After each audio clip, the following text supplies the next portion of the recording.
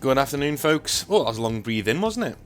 Time for some more hobby nightmares, but thank you very much to those of you who are supporting me on Patreon. You are helping me keep the channel alive, and you're helping me move away from ad revenue, which is going to be absolutely great. If you want to be involved, we have a prize draw on the 22nd of this month, where we'll be drawing 2 chances to win £30 of free models from Composite Games. So thank you very much, Composite Games, for sponsoring that and for sponsoring me and the channel.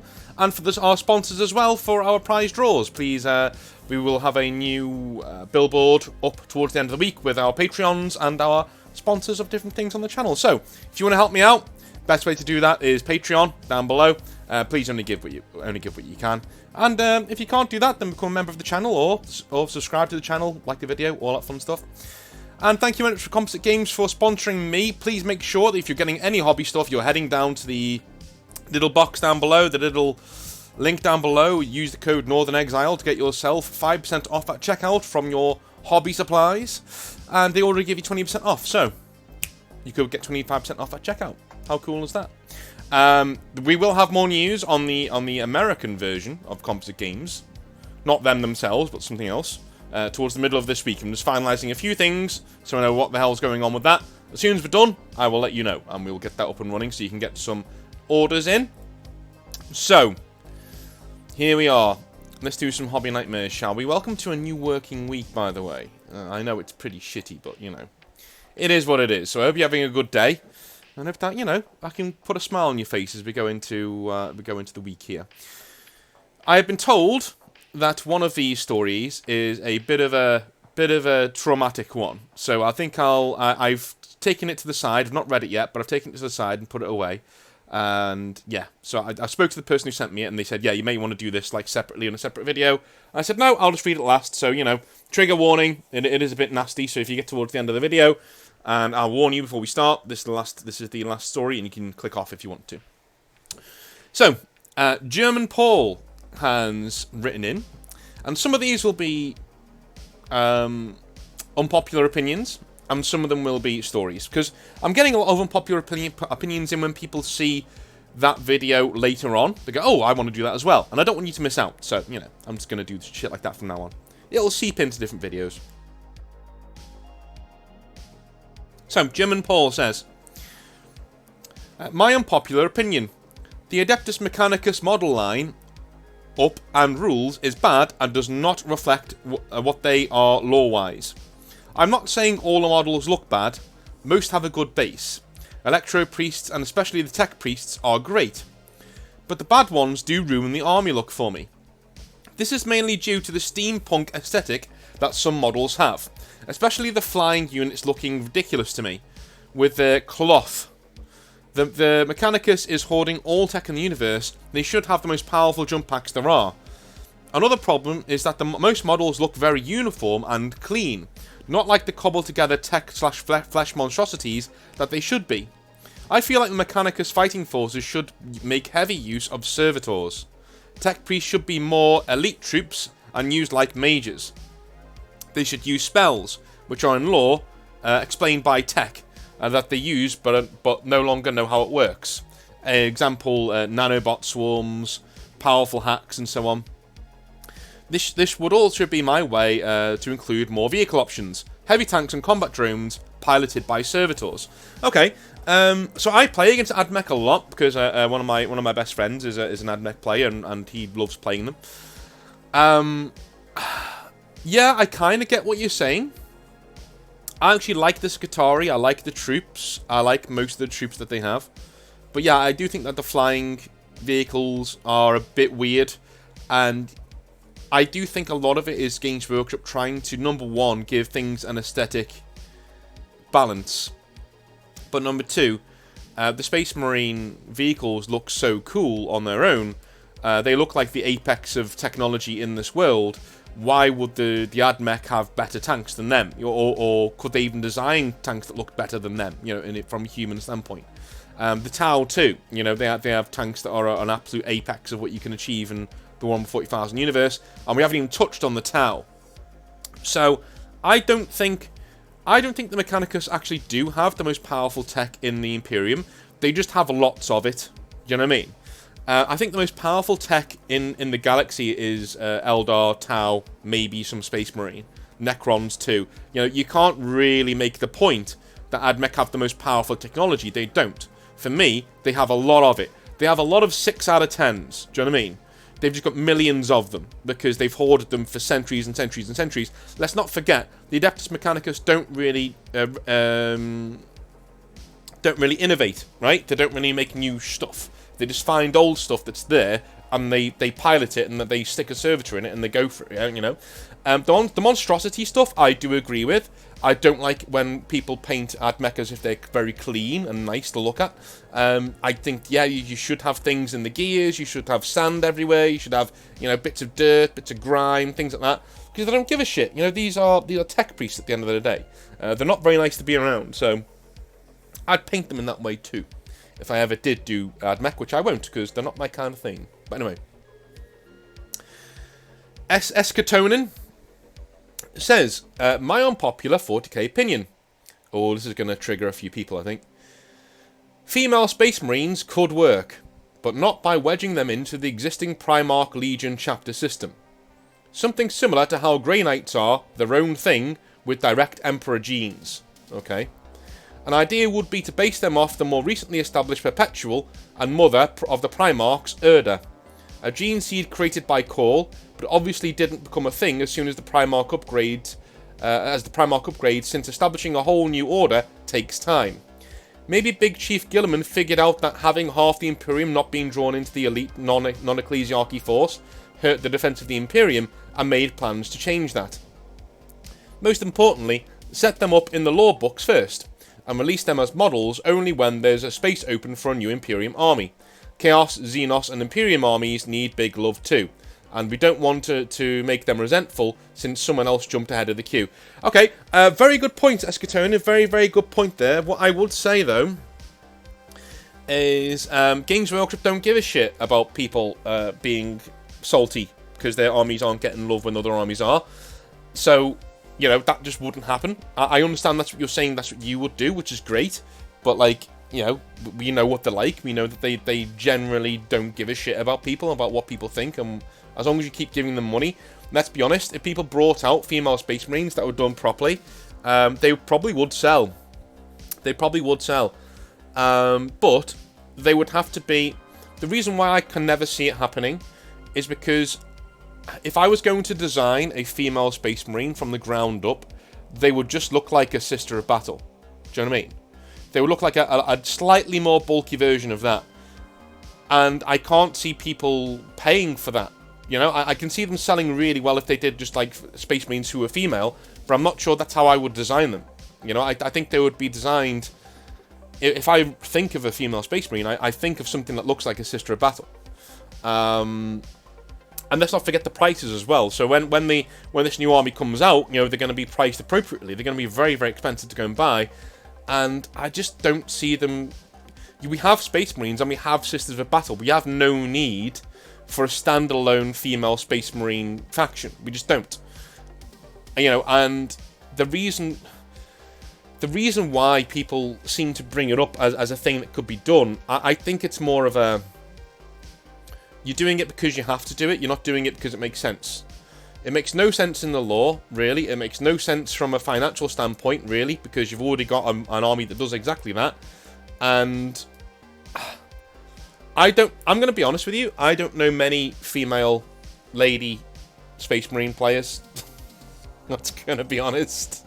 So I think if you brought out, like, you know, lady Space Marines, I don't think that would appeal to the lady market, right? I just don't. I think that, you know, they'd be like, no, I'll stick with my Tyranids, my Eldar, my Dark Eldar, my Tau, whatever. Because I don't know why, but they tend to germinate over there. They tend to congregate around Xenos quite a lot, which is fair dues, you know? Just like a lot of blokes tend to congregate around the Imperium and Space Marines, and some people have Guard and Chaos and shit. But, like, I don't see... I love the fact that you've gone in and actually told us how you would do it with Erda, and with her being, like, the primogenitor of these Space Marines. That's cool. But I just don't see... that makes sense. You know, and that's the thing that worries me. That makes sense, what you've just done there. It does make sense.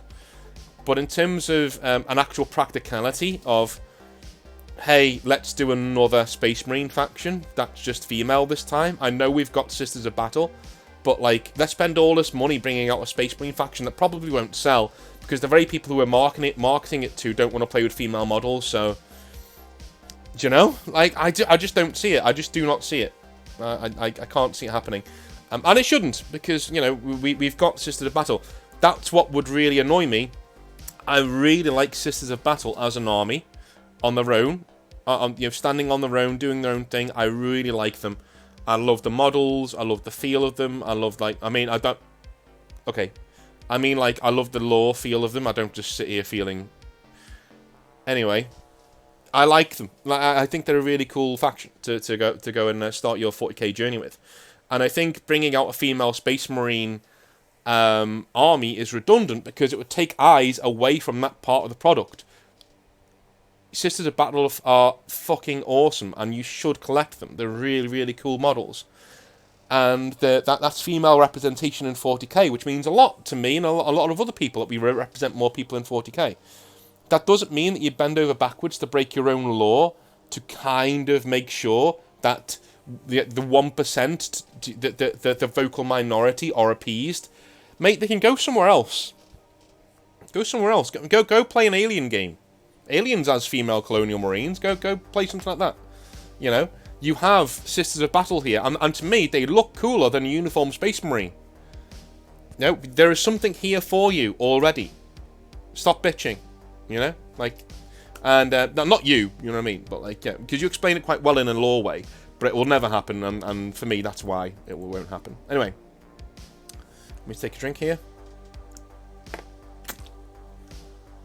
Kiwi says, "Hi North, hope everything is going well with you.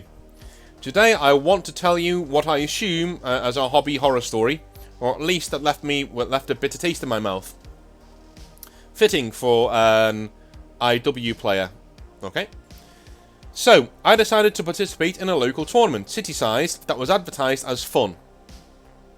I mostly went there because I liked the guy who organised it, and I wanted to support the community. The matches were GW tournament style, which for me is very boring and unengaging, but there we go. I knew I had no chance of winning anything, so I decided to bring an Astra Militarum and give my opponents an entertaining match. Sadly, I did not get matched with any of the people I wanted to play with, and I knew I would have a blast playing against. However, I got matched with them, quote unquote. First match was alright. I lost to a Chaos Space Marine player. He played the Hellbrute list that is completely viable. It wasn't a bad match. The player was quite funny, and we vibed during the round, having fun and laughing. The second match I won against an Eldari player. That match was extremely boring, waiting for him to do his psychic shenanigans, and nothing interesting ever happened during the turns. It was a joyless victory against an opponent that I know is very anal about rules during his opponent's turn, but tends to forget rules when it's his turn. Yeah, oh god, yeah. That's something I have heard about Eldar players, and I don't want to be that guy and say shit like that, but that's something I have heard. Please correct me if you're in the... I've not really played Eldar players, but I know they have a lot of shenanigans rules, like Grey Knights times 10 kind of shenanigans rules. Because I feel bad when I'm playing Grey Knights and I'm doing, like, you know, I'm doing this spell and that spell and this spell and that spell, and now I'm doing, you know, this stratagem and that stratagem. You know, I'd only tend to use 2 stratagems, but I still feel really bad. Anyway, third match was an absolute crawl through hell. This was against a very experienced Space Wolves player. I know, shocking. He said that, not me. I need to put in some context here so you can have a better picture. We played on half a table at 1,000 points. The deployment zones are fairly small and crowded for a horde army like Astra Militarum, but quite okay for a Space Marines player. And my Space Wolf player brought a very jump pack heavy army and things that could tear through my stuff quite easily. The game was pretty much over by turn 2, with his Marines butchering through my lines, but instead of giving up, I decided to push through, because I was genuinely curious about how this person was experiencing the match. For the duration of 5 turns, I stood there admiring this man like I was seeing some sort of alien species. For 5 turns I saw no expression of joy or entertainment on his face. No smile, just a constant frown and look of pure concentration. A man that was hell-bent on winning at all costs, with the maximum amount of points. At one point during the game I started chuckling at how meticulous he was with positioning his conga lines and other troops. At his min-maxing and millimetric positioning. I do not jest when I say that he stopped, looked at me with a frown, and then examined the board for like 10 minutes to see if I could catch him in a trap or try to understand why I was laughing. I told him the game is in the bag for him, but he just ignored me and mumbled something about points, but I couldn't understand for sure what he actually tried to convey towards me. The match ended with a 20 points for me and like 90 for him. Fucking hell, dude. Like, that's fucking hell. Like, that is a serious... Yeah, that's really shitty. That is really, really shitty. Like, that is the quintessential tournament player, though. That when people think of tournament players, that's who they're thinking of. Thinking of this guy right here. You know what I mean? They're just thinking of him, like, bowed over a table, trying to make sure, like, you know, every single inch of his army is like, I need to make sure that this is positioned there and this is positioned there, and even though he's winning like 100 points to 1, you know, he's just literally just like, no, I'm just gonna sit here and get my little tape measure out and make sure that, you know, to the inch that we're doing it properly. I'm quite lucky because most of the people I play against tend to be pretty sound, pretty cool, and they'll be like, yeah, you know, it's just for fun. And if you're an inch out here or there, it's not gonna matter that much. Because I play a very runny army, as in White Scars, Successor Chapter Tactics, I tend to, you know, be very, very fast. And so an inch or two there, well, an inch here, an inch there, you know, being behind the line or in front of the line doesn't really matter that much because I'm going to get in anyway because, you know, instead of a 1-inch charge, it's now a 1.5-inch charge, you know, that sort of a thing. So, like, there are just certain parts of games where you can just relax and just have fun with it. I would say if you're at a tournament, though, and so you're there to experience a tournament as a tournament. And congratulations, you have now experienced what a tournament is. There are some really cool guys there, but there are equally guys there who will just sap all the energy and fun out of a game of Warhammer 40,000. You know? And you are going to come across them with a higher frequency when you go to a tournament. It's just going to happen. I don't like it. It's not the kind of games that I want to play, so I generally don't play them. I just sit back and go, no, do you know what? I'm good. You guys do you. You know, you guys do you. And I'm going to go over here and write stories about Warhammer for a while, okay? Good. Awesome. So yeah, I think you're working out that this isn't for you, and that's fine. You supported your local place, you paid to get in there probably. Yeah, just don't do it again. If you don't like it, don't do it again. But don't write to me again saying you've gone again and you're bashing your head against the wall, because naughty, shouldn't do that. Or if you sense stress, walk away. You know, undue stress anyway.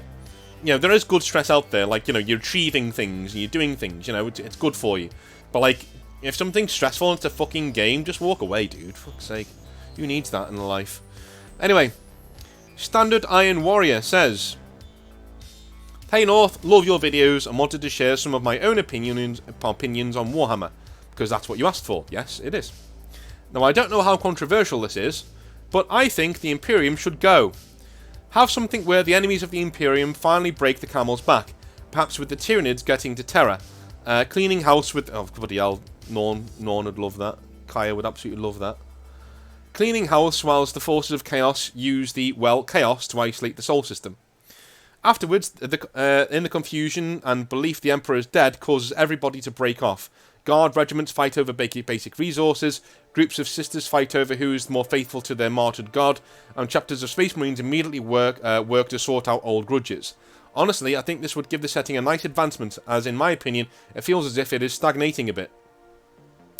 It would also bring back a darker, more hopeless Warhammer, as the only people still in the Imperium would be the Custodies, Grey Knight and Guilliman, who would spend most of their time trying to figure out what the hell is going on as they try and fail to dispel the warp storm cutting off the Sol system. Fanfiction aside, the breaking of the Imperium could also benefit the tabletop, giving more narrative-focused players a good reason for their Imperium armies to fight their friends' Imperium armies without much issue with whatever backstory they want to forge, as well as making Xenos players not feel worthless for the first time in history. Okay. I would make an addendum to your suggestion. I also think the Imperium should go. Now, I know, shock, Grey Knight player. I know. But, hear me out. I wouldn't do it in the same way you've done it. I do think the Imperium should go. I think it is time for the setting to move on. And I think it's kind of ironic that the first time that the Warhammer 40,000 has moved on in terms of storyline for a long time was 8th edition. And that has whetted people's appetite to the point where they want more change and they want more things to happen. Which is fair enough. But at the same time, you have to do it right. We can't just hit the reset button and that's it. You know, here's the Imperium. It's horrible now. What I would do instead was that all of these fracturing points that are across the Imperium, they've already started doing it with Imperium Nihilus. I would actually have the Imperium break into 4 distinct empires, or conclaves, or maybe even 8 distinct empires and conclaves. And you could have, you know, different chapters going, different Space Marine chapters going with different parts of the Imperium. You could have, you know, different regiments going with different parts of the Imperium. You could have the Ecclesiarchy having their own part of it. You could have, you know, the Blood Angels having their own part of it. It could be that much of a cool thing where everybody's fighting against chaos, but the Astronomicon is gone because the Emperor is doing something, like something's happening to him. But at the same time, 40k is such a iconic thing that I think all this stuff is probably going to stay in the realm of fan fiction, because you don't realise what you've got until it's gone. As soon as the Emperor wakes up and he's not on that golden throne anymore, and it's not that grim dark anymore, and it's just complete chaos all over the place, you start to lose coherency. That's something that when I'm writing settings for games and for different things, different projects I've done over the years, that's one thing that one of the last things I learned, probably one of the most important things that I learned, was it's okay to dial things back. It's okay to not give all the answers when you're writing a setting. And I think and it's okay to not overcomplicate the issue. You know, too many chef's bowls of broth, you know what I mean? And I think if you start doing this to the Imperium, like breaking it down into like a million different sub-factions, just think the monumental task that you have ahead of you. You have to rewrite the lore for every single faction. And not just every single faction, every single sub-faction. So even people who don't have rules, even people just who are in the lore, their faction needs to be rewritten from here on in. Where they are in the Imperium, what they're doing, who they're fighting, and what they're pursuing, right? Think of all those Space Marine chapters who are in the lore, who people play as, who will need new lore going forwards. Right now, we can just say, what are the Crimson Fists doing? Well, they're just fighting orcs.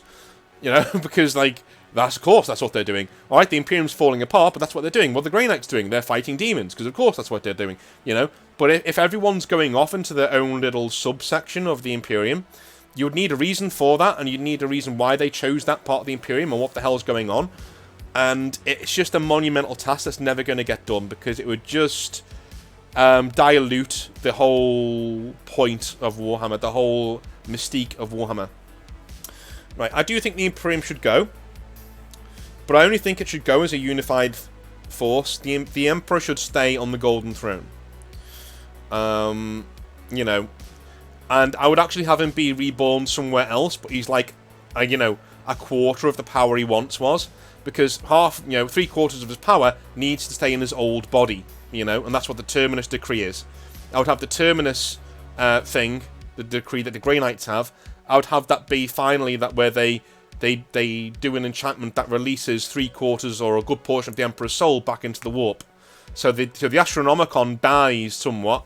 So it's very, very dim. It's not nowhere near as bright, but you can still use it to navigate. But that means that space travel becomes a lot shorter, and so the Imperium breaks off into like 4 parts, right? All ostensibly allied to each other, but also kind of fighting over resources and territory, because they're all trying to get in there and face chaos and get the Xenos off their back and things like that. And yeah, I would have the Xenos, things like Tyranids, things like Tau, things like Eldar actually start annihilating Imperial planets at this time. And I would actually have them start taking over sectors of Imperial space. So now all of a sudden you have Eldar empires, you have very small Eldar empires, you have small Tau conclaves and Orc places and things like that are chewing up the Imperium. Because the Imperium doesn't choose to separate into smaller factions. It has to, because the Astronomicon gets dimmer. And all this while we can see you can see that the Emperor is there's rumour that he's out there somewhere and he's coming back. One day he's going to come back. One day he's going to come back. And, you know, at the start of 10th edition, we can actually have, you know, he's out there somewhere. And that's the big thing, you know, and the Gilliman's getting visions, and the Lion or whoever else has come back is getting visions and saying, yes, you know, he's on his way. But the Imperium needs to be saved before he gets there. We need to reconquer it again. Everyone needs to come together again under the Primarchs to try and push back the forces of Chaos and the Xenos. That's how I would do it. If I was going to push it forward from here on, this is how I would do it. So yeah, that's how I would do it if I was pushing on. And so I understand what you're saying, and I kind of get what you mean, but yeah, I would do it a little bit differently. So this is the last story. So if you're triggered by anything like suicide or anything like that, then please, or violence, then please click off now. This one is going to take me a little while to read because it's not a especially long story, but I have a lot to say about it. I have got a synopsis of the story. I have not got the story itself, so I'm just going to open it right now and have a little read. I had it in 3 bullet points before as a trigger warning, so let me just open it up. And this is from Darsh. Hello Darsh, how's it going? Let me just take a quick drink of water before I do this.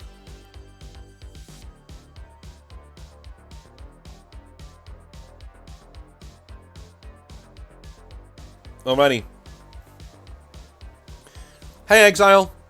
I've just been listening to a fair few of these stories that are hitting pretty close to home for me. I will get straight to the chase as I hate it when stories go on.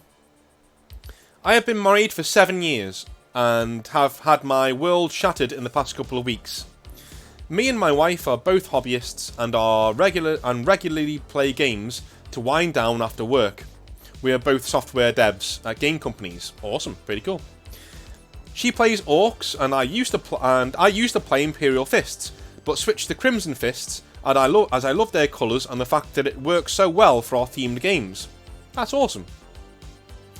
Well, my wife has a sister who is also a gamer, but has always struggled with depression and anxiety, like it was crippling for her, and she did not know what to do.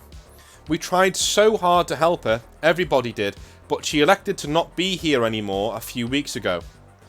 Oh my god. That is fucking awful.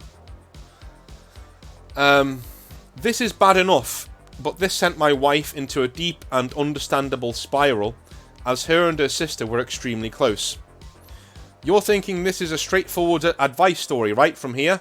Well, here goes. Oh god. I don't think this can get any worse. 5 days ago, my wife just disappeared for 3 days. Radio silence. I was horrified and worried out of my mind. I did not sleep the entire time. When I called her family, though, I was told that she was working stuff out, quote unquote, so to speak, and should give her some space. Like, what the actual fuck? It's like I'm not even involved in the family process here. Yeah, they sound like dicks. I'm not gonna lie. I mean, they're going through some shit, but that's not right. She returns on the evening of the 3rd day and is silent, shut down, and looks kind of terrified. I want to ask her what is wrong, but it is obvious. You know, her sister is dead. But I sense something else. She says she had a mental break and went to stay with her ex for a few days to get her mind out of the game, and that she cheated on me with him. I immediately left our apartment and drove to his house. I know where he lives, as he actually used to work in the same dev studio I work at, and I got to know his wife through him. In brackets, they were long split at the time, but still friends. When I got there, I yelled at him to come out. in brackets, I'm not stupid. Breaking and entering is a lot more serious and than assault where I live. Yeah, isn't that silly? It tends to be that way in the US. Like, if you break and enter and assault somebody, that's, like, a lot worse than actually just punching somebody. Which it kind of is, but you know what I mean. And he came out with his arms wide like he was confused that I was there. He's trying to bullshit you. He asked me who has hit me. As I have a rather sore-looking cut lip, I gave myself. And I said that he did before punching him. Oh, you're ahead of the game. Alright, you were way ahead of the game. You knew exactly what you were doing when you went over there. Okay. I lay into him on the ground, and I tell him if he ever sniffs around my wife again, I will kill him and make to leave. He says he will call the cops, but I just drove off. Nothing has happened about that since. I'm pretty sure if folks find out what he did, he'll be fired from his job. They are very strict on things like that at the studio that he works at, but I won't get into it. I head back home and tell my wife to pack her shit and leave. Wow. Wow. As her credit rating is really bad, the apartment is in my name. It's my property, so she can go and stay with her family as they tried to cover for her. She did so. She didn't even say a word. She just looked defeated and done. Have I done the right thing? What the hell do I do now? Thanks for everything you do, and I'm sorry the stories you tend to be getting darker, I guess, but you did open this can of worms, XD. Love from the South, US. P.S. The police did end up coming round and questioning me, and I told them I went to confront the ex for sleeping with my wife, that he hit me, and a fight ensued. Of course, this pussy called the police. They took my statement, and luckily, the guy was only left with severe bruising and no permanent damage. No witnesses though, my word against his, and I had a few bruises too, that I gave myself, so they left it at that and gave me an official warning. Wow, you dodged a serious bullet there, my friend. A serious bullet. I guess I'll answer the questions before I get into anything else. Did you do the right thing? Yes. If there's ever going to be an excuse for cheating, this is it. Do you know what I mean? I will say that to you now. If there's ever going to be an excuse for, well, you know, maybe you deserve a free pass, this is it. But for me, there are no free passes when it comes to stuff like this. You know, once the trust is gone, the trust is gone. How do you know when she has a bad day at work, she's not going to have another mental break, quote unquote, and end up going and sucking on somebody else's dick? You know what I mean? So for me, this is a betrayal of the deepest kind, and grief does not excuse it. I feel very sorry for her and the fact that she's had a mental break, quote unquote, and I honestly think that that's shitty. I don't want to think about the alternative that she's using her sister's death to get out of the marriage, because that's low. That is low. Even for a piece of shit, that is very low. All I can say is that, look, I feel for you, man. I think that you've made the right decision. You know? I think what you do from now... So, number one, yes, you did do the right thing. And what you do from now... this is going to sound really shitty. And I apologise if it does, to people who are listening. But this girl isn't your problem anymore. You know, she made her bed. Literally. And she is not your problem anymore. She may have had a mental break. She may have gone AWOL with her, you know. But there are ways of going AWOL where you don't need to suck somebody else's dick. Just saying. You know, I'm just saying. There are ways of being... there are ways of grieving and going off the deep end without sabotaging a marriage and hurting the person that you're supposed to love with, like she's hurt you. You know, and for me, I would just say you've dodged the bullet. This person clearly is either mentally unstable or is not a very nice person. Either way, you've got to look at yourself. I'm sorry if anyone thinks I'm being harsh, but you've got to look after yourself. You are responsible for your own happiness and your own mental well-being. And if this person has done this, I'm afraid that she is your wife, right? You owe her courtesy. That's what you owe her. You owe her courtesy.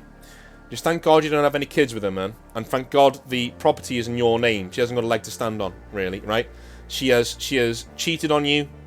So, you know, divorce court now should land in your favour if she's cheated on you. Doesn't always, I know, with you being a man and stuff, but should land in your favour if she's cheated on you. I would try and get it in writing or in a recording that she's cheated on you. Like, you know, ask her if you're going to divorce her. Make sure you got that to hand so that when you go into the courtroom, it's there. You got proof that she cheated on you. So, you know, even if she recants it, it's still probably gonna go in your favour, dude, let's be honest.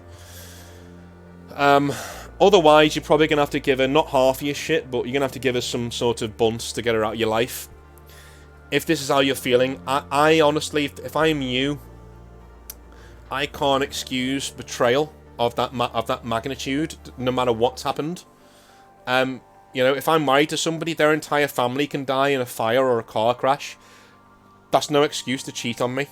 That's no excuse to hurt the person that you're supposed to be in love with for the rest of your life, that you're supposed to, you know, cherish for the rest of your life. There's no excuse to turn it around on me and not try to, but to, like, devastate the entire marriage. If that's the kind of person you are, then you're clearly not the person I married, so swivel. There's the fucking door. Off you go, you know?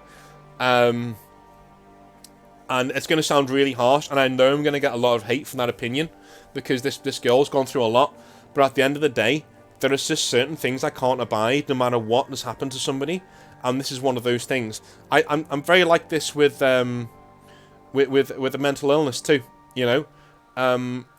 Sometimes you're just a prick. Sorry, it's not depression, it's not anxiety, it's not autism, you're a prick. And you need to work on that.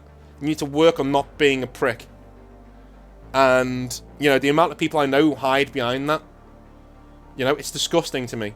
Because it's a real thing. These are real things that really affect people. And I don't like it, and I don't abide by it. I don't know whether that's what this person is doing, but clearly she wasn't thinking and went over and did something incredibly stupid, but it's done now. I'm sorry, it's done. And you were there for a couple of days.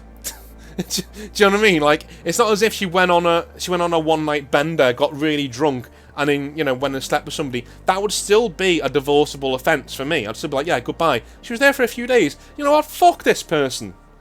Fuck this person. Get her out. Get her out. Not quite in the sea. Not quite in the sea. You know, she's gone through some shit. Do it gently, but if I were you, I would be out of here. I'd be out of here. You know, she's not your problem, dude. She'd made a bed. This is what she's done. She's made a decision that has fucked up the rest of her life.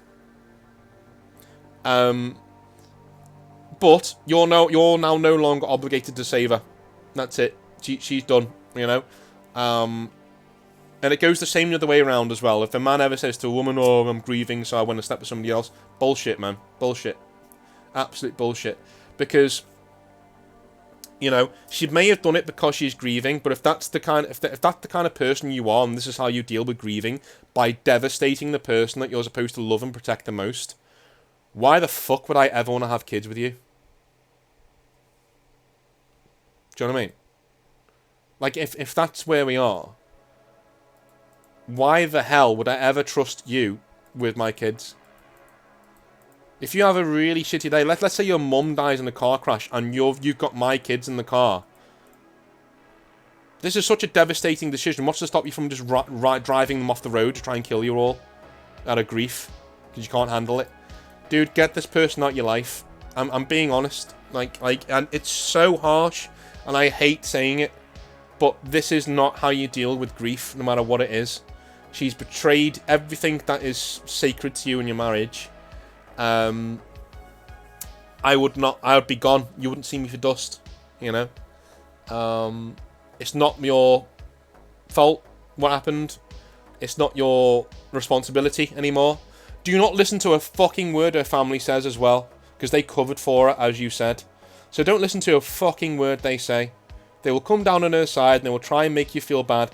Don't listen to a word of it. You've made the right decision.